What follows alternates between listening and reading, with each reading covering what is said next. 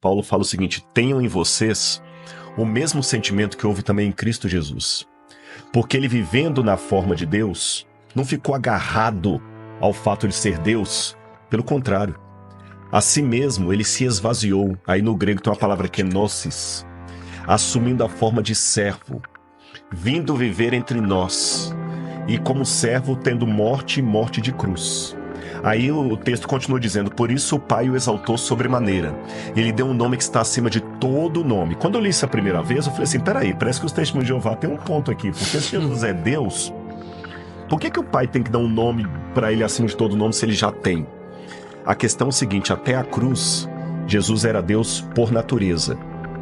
Mas com o que ele fez na cruz do Calvário, ele é Deus por natureza e por honra ao mérito. Ele é Deus e merece ser Deus. Se tivesse vaga para Deus no universo, o único ser capaz moralmente é Jesus. Porque é fácil ser Deus quando você tem os poderes de Deus, mas manter a nobridade, o caráter de Deus, quando você está temporariamente destituído daquela glória, é que é a questão. E ele venceu com a fraqueza. Ele venceu com o caráter. Ele não venceu o diabo jogando raiozinho. E aquele fogo de enxofre que vai vir consumir os ímpios no final, não é Deus mandando raiozinho ali, brincando, não. Ele se afastando, respeitando a decisão que eles tomaram. Que aí eles vão enfrentar a ausência absoluta de Deus. Mas até então, ele vence o mal com o caráter dele. Cristo se esvaziou para estar justamente no nosso nível. Primeiro, para revelar o Pai. Porque Deus é tão grandioso que se Jesus não revelasse, nós nunca íamos conhecer Deus. Lutero dizia que os homens usam uma máscara para se esconder. Deus é o contrário, ele usa uma máscara para se revelar. Ele é tão grandioso que o jeito dele se revelar é se ocultando. E o segundo, quando nós estávamos mortos em nossos pecados, ele se fragilizou, tomou a nossa humanidade e com o seu amor e o seu caráter, ele venceu o mal. Essa é a maior prova de que ele é poderoso. Porque poder não é você usar algo que você pode para arrebentar o outro. É você poder fazer isso e não fazer.